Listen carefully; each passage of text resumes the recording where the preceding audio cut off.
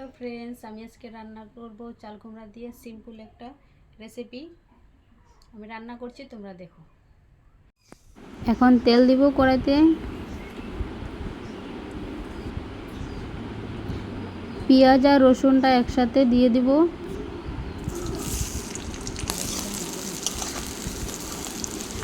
হালকা হালকা ভাজা ভাজা হয়ে গেলে চাল কুমড়াটা এখন দিয়ে দিব। এবার লবণ দিব, হলুদ গুঁড়ো আর লঙ্কা গুঁড়ো দিয়ে ভালো করে নেড়ে নেব।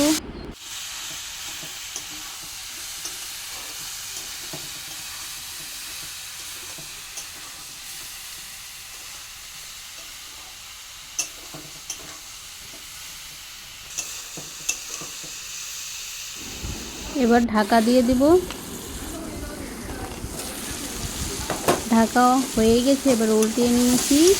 এখানে দেখে নেব ভাজা ভাজা হয়েছে কি নাই।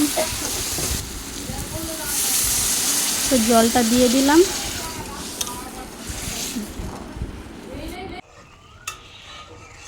এখানে একটু লাড়াচাড়া দিয়ে নিব। সবজিটা ভালো করে কষে একদম ঝোলটা একদম কম রাখবো।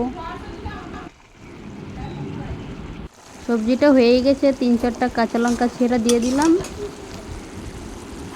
ঝোলটাও কমে গেছে, এবার নামিয়ে নিব।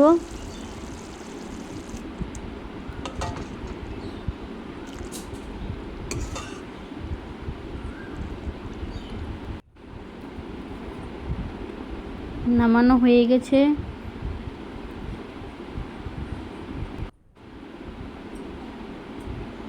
নির্মলা কিচেন ভিলেজ ফুড আপনারা দেখছিলেন। ভালো লাগলে লাইক, কমেন্ট, শেয়ার করবেন। ভালো থাকবেন, সুস্থ থাকবেন।